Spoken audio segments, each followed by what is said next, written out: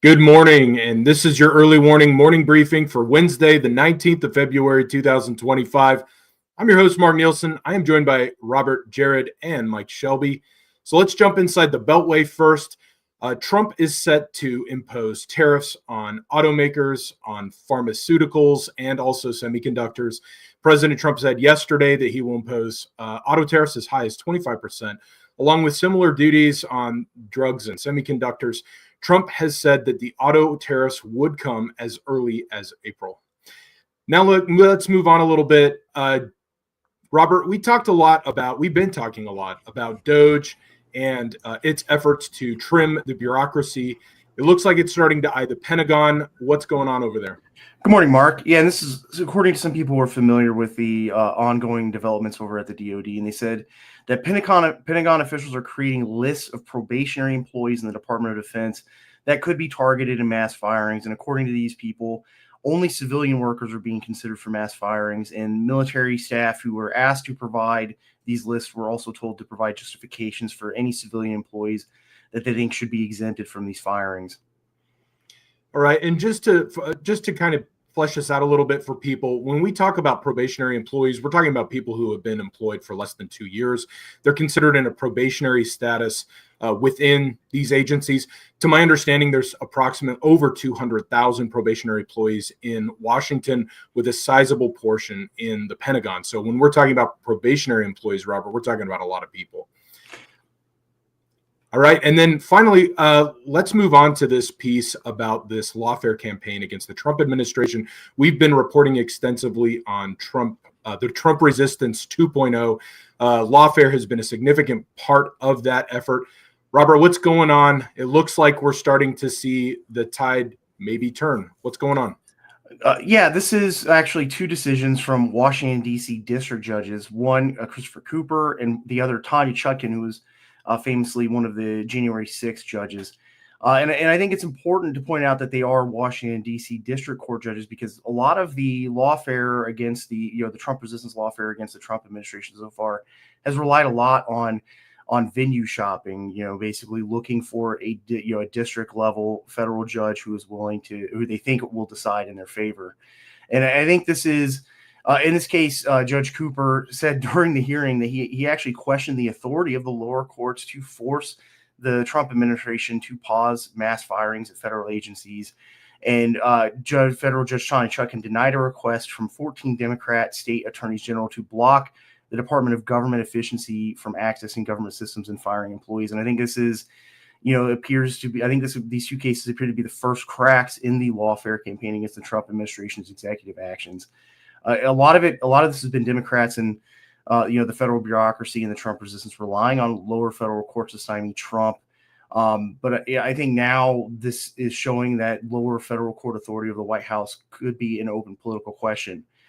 I think, looking at the longer term, Trump has said he will not defy the courts, but I think eventually the Trump administration could come to effectively a tipping point where Trump will have to decide whether he's going to openly defy the lower federal courts or comply with these national level injunctions that are, basically bringing Trump's agenda to a halt.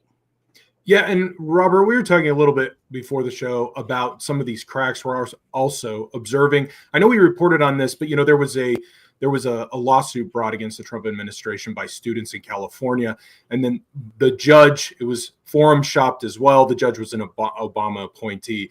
That also did not go in their favor, and so we're starting to see. I think you're right that we're starting to see some of these cracks form in this, and I'm sure moving forward there will be some kind of equilibrium reached in terms of these lawsuits. All right. Thank you, Robert. In terms of hearings for Inside the Beltway, we have nothing significant to report today, but obviously we will be looking through any Senate hearings or committee hearings to make, to take notes of this, and any significant developments, we'll be sure to relay those to you. Now moving on to our roll-up items. Let's kick things off again, returning back to this matter of firings. And then, Robert, could you just take us through that and the remainder of your roll-up items? Yeah, so the Trump administration reversed some mass firings at the Department of Energy's what they call power marketing administrations. And these are basically across the country, different administrative agencies that dispatch power from federal hydroelectric dams. And this actually affects 34 states. One of the major ones was Bonneville Power Administration in the Northwest. And they actually sell electricity from 31 dams and provide about 30% of the total electricity consumption in the Pacific Northwest. There were some of these other power marketing administrations that were expecting, a similar layoff, including employees that were responsible for real-time electricity dispatching. And that's basically where electricity is dispatched to areas where it's needed. And in this case, they've walked it back after warnings from state and even these federal agencies that this could majorly impact electricity reliability across the country. And then staying on the subject of energy, yesterday, President Trump said he's going to meet with governors of northeastern states to try to revive the Constitution Pipeline project. And this was a projected pipeline project that would transport natural gas from Pennsylvania to New York. And Trump said this pipeline could slash energy prices for the Northeast up to 70%. And he also floated the possibility on Friday of the federal government using eminent domain to get this pipeline project completed. All right. Thanks, Robert. All right. Well, let's move on for our global roll-up items. Jared, over to you. Good morning. So the President Trump sent a team of U.S. officials to discuss the Romanian election with their Romanian counterparts, and this is to warn them not to block Georgescu's campaign.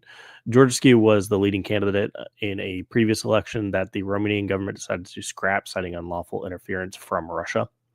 The Malaysian government, plenty of their officials actually came out and warned the president to back off of publicly supporting Hamas or risk further American tariffs on Malaysia's burgeoning semiconductor industry, which makes up about 1.4% of their economy. So it could actually make quite a bit of a difference, and their economy is largely export-based. The Iranian Revolutionary Guard Corps is running its largest ground force operation drill ever recorded. This is according to the Iranian state media. And this is in southwestern Iran near the Iran-Iraq border. And lastly, former Brazilian President Jair Bolsonaro was charged yesterday for leading a plot to overthrow the government after losing the 2022 election. After the announcement, Trump media and technology groups sued Brazilian Justice Alexandre de Moraes, who will decide whether to arrest Bolsonaro, and they sued him for illegal censorship. Okay, thanks, Jared. All right, let's move on now to our warning items for the day. Mike, looks like the Communist Party of the United States is launching a rapid response project. Could you walk us through that a little? Yeah, that's right. Communist Party USA, or CPUSA, launched a rapid response project, and they say they're going to, quote, mobilize party members and allies and as part of the broader anti-Trump resistance movement. Now, last year, right after the election, CPUSA co-chair Joe Sims said, quote, "We're in for a period of intense class and democratic struggle. It's going to be heavy." And he's talking about for the remainder of this Trump administration. So this rapid response project wants to use sustained protests. And so they want to maintain constant pressure on members of Congress. And they describe kind of a dual impact here. Not only do they maintain constant pressure on members of Congress, but they also strengthen their on-the-ground organizing efforts, because these protests are happening back at their members of Congress districts. Actually, this week we talked about on yesterday's show, this week is a week of protests at these districts, really trying to pressure Democrats to more radically oppose the Trump administration. These organizers at CPUSA are also prioritizing their coordination with trade unions and community organizations to resist Trump policies at the local level. And I thought this was funny. One of the specific goals of this rapid response project is to oppose HR 5349. This is a bill that passed the House last year. It's called Crucial Communism Teaching Act, and it directs the Victims of Communism Memorial Foundation to develop an educational curriculum to teach high school students about the dangers of communism. This is going to be implemented nationwide. If it passes the Senate, becomes law. The House passed the bill last year. It awaits action in the Senate. And one CPUSA official said, quote, "This legislation threatens not only communists, but every movement fighting for social justice, from our trade unions to environmental justice organizations." And finally, Another CPUSA official said, quote, the answer here, talking about the Trump resistance, is to organize in unity and solidarity. That is the only way to defeat fascist forces and defend democracy. So the bottom line here is this is CPUSA's goal to pressure Democrat members of Congress. That's the bottom line. A little more context here. CPUSA remains a relatively small political party. They have somewhere between 15, maybe up to 20,000 members.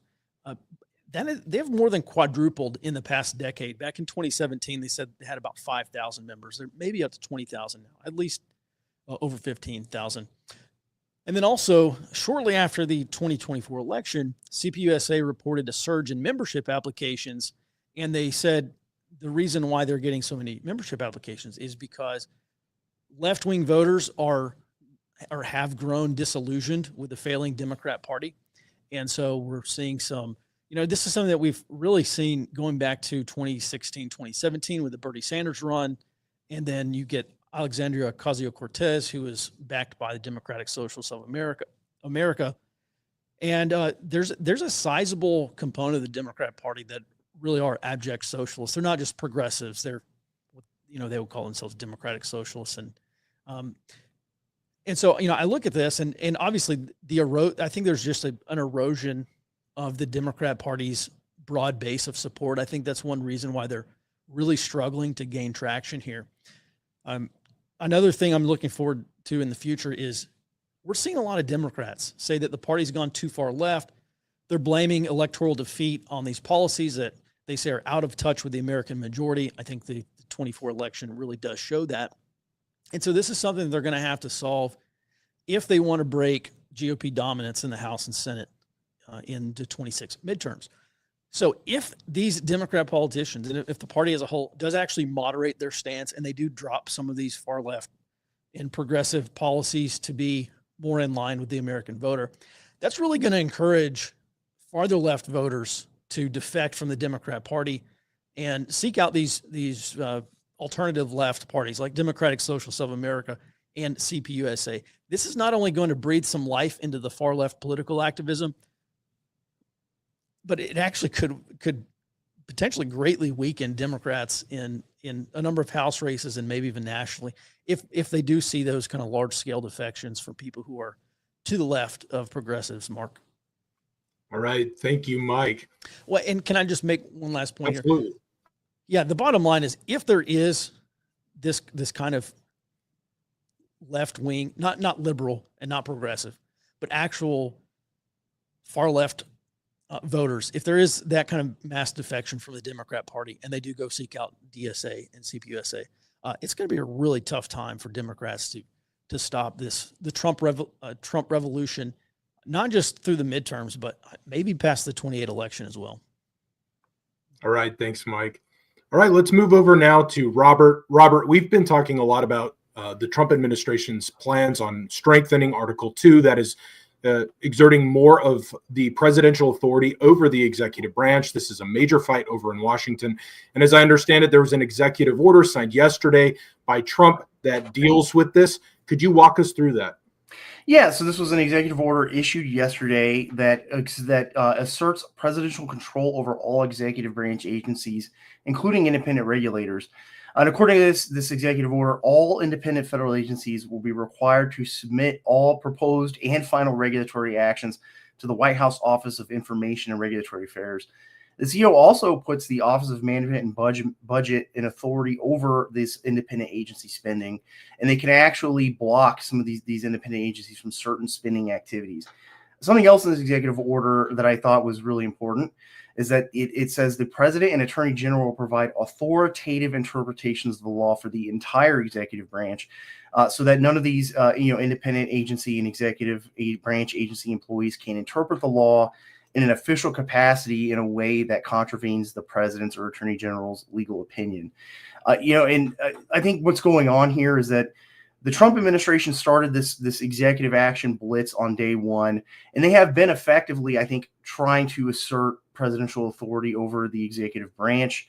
And I think this is actually the open declaration of that now, because I expect this order will be targeted by additional lawsuits from Democrats and federal workers.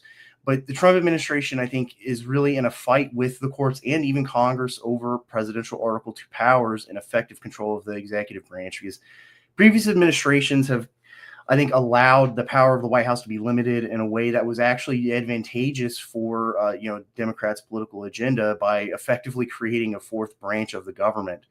And many of these executive agencies, especially the independent regulators like the Consumer Financial Protection Bureau and the FTC, they have effectively become a fourth branch, and more authority was actually vested in Congress through things like the Impoundment Control Act. And I think this is a situation where Trump is now basically openly declaring his plan to bring the executive branch back under direct control of the White House. And Robert, just a follow-up question on this. I mean, we're talking about Article 2 powers. This seems to me to be a trigger for potential, as you mentioned, lawsuits, but it also, I would naturally think, would loop in the Supreme Court, given that we're talking about these Article 2 powers. Do you see anything moving in that direction as well? Well, I think that at least some of these cases are going to end up at the Supreme Court. And I have cited Justice Clarence Thomas a couple of times in a previous case during the first Trump administration, where he said in a decision, he basically said that they are going to come to a tipping point because it's these lower district judges putting in national level injunctions against the executive branch, against the White House, is, I think he said, there's going to eventually be a fight over that, and that could hurt the legitimacy of the entire federal judiciary.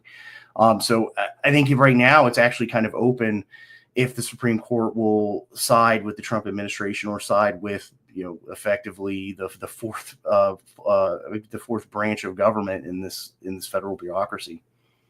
Okay. Thank you, Robert.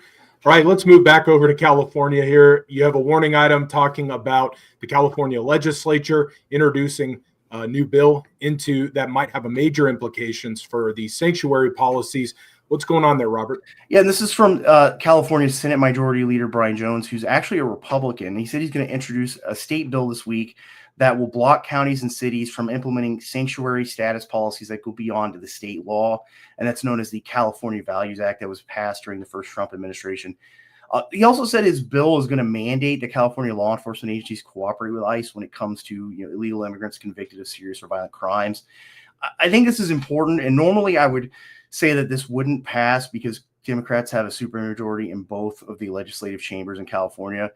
But, Democrats have been split on immigration enforcement, including, I think, important parts of the Democratic political machine in California, like the San Francisco mayor.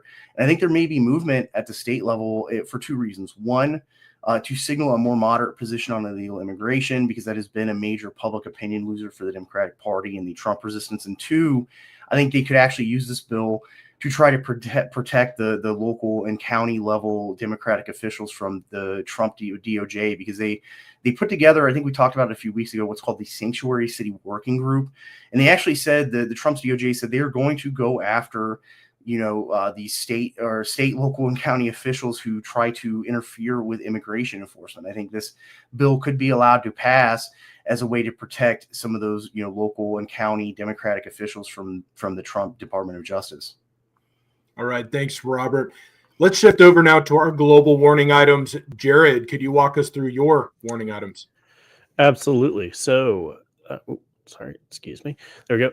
Taiwanese President Lai met with former U.S. Deputy National Security Advisor Matt Pottinger yesterday to discuss the U.S.-Taiwan relationship. And at this, Lai agreed to improve Taiwan's self-defense capabilities, but he also said that he will try to, quote, jointly build secure and resilient non-red supply chains between Taiwan, America, and democratic partners around the world. Now, just to be very clear, this is Taiwan publicly discussing decoupling from China. Taiwan's previously attempted this a few times, not with any great fanfare or to any great success, but they have moved some of their supplies out of China, out of Chinese supply chains, and into the external world. Now, Lai's call to establish non-red supply chains is a strong signal to America, Japan, Australia, Canada, and China that he intends to preemptively neuter a potential Chinese blockade by having established supply chains outside of Chinese control and breaking, their economic ties to China there. Now, I do include Canada in that list because they are an energy powerhouse for the Pacific. We've covered that previously, that they are potentially establishing energy supply chains through Japan as well. Okay, thanks, Jared. Let's move on now to this. China is now testing its blue water capabilities. Could you walk us through that? Absolutely. So Australia is reporting a trio of Chinese warships, that's just 2 combatants and their replenishment ship, about 170 miles off the coast of Sydney. Australia's defense forces said that they have been monitoring the ships since they showed up in the Coral Sea last week. Australian government officials say they are taking this as a warning from China that China can reach and interdict Australian shipping. Now, to give a reference for how close 170 miles is, that red circle next to the Sydney marker there is at about 185. So the Chinese were very close to Sydney, definitely sending a message to them that, hey, we can test them, or we can reach all of your shipping. China's blue water capability generally has not actually been able to do this. What they normally do is just a couple weeks in the Philippine Sea. That's relatively close to China. This is several thousand miles past that, and normally we see the Chinese staying close to the coast and making a lot of port visits. They can't do that. So this is testing their self-sufficiency at a distance, and that's very crucial for them to actually pose a proper military threat against Taiwan if they want to maintain a long-term operation such as a blockade. One thing I think that could come out of this, Australia is already developing numerous weapon systems with America and will likely use this incident to increase spending and attempt to speed up timelines for implementation, as they view this presence as an implicit threat. All right. Thank you, Jared. Now, Jared, we were talking a little bit before the show about ongoing negotiations between Russia and the United States and where Ukraine fits in all this. It's all over the news right now. It's something that we're monitoring closely. I did want to say, for those of you who are joining us for the first time, we will be discussing this deal and many other things over on the high side at earlywarningnetwork.com. So if you're not a subscriber right now, you can jump over there, again, earlywarningnetwork.com, and you can subscribe and access additional reporting, additional analysis. We also have a watch floor and a community. We'll be discussing some of these Russian sanctions, this peace deal that's being negotiated over there. So please join us over again at earlywarningnetwork.com and subscribe to get this and much, much more. All right. Well, that does it for today's warning items. We really do appreciate you joining us and all of your good questions. We do have actually a question that I would like to get to while we have some time left. Ben asks about Elbridge Colby. He says, Elbridge Colby is criticized for his shift in focus from the Middle East to China. Are concerns that Colby would allow nukes in Iran justified? Can both foreign policies objectives be achieved? Just to give you some background, Elbridge Colby right now is facing a confirmation process. Colby is a realist in foreign policy, which essentially is a major departure from what we've seen from both the Biden and Obama administrations and from the more neoconservative George W. Bush administration before that. And so Elbridge Colby is definitely a rising star within this realist tradition, and he's advocated for a long time for the United States to pivot over and focus more on China and specifically Chinese containment. From what he's written, he does not propose necessarily abandoning the Middle East or Europe, but instead rebalancing those areas and then focusing most of our attention over in the Pacific. And so that's a little bit of background on this question.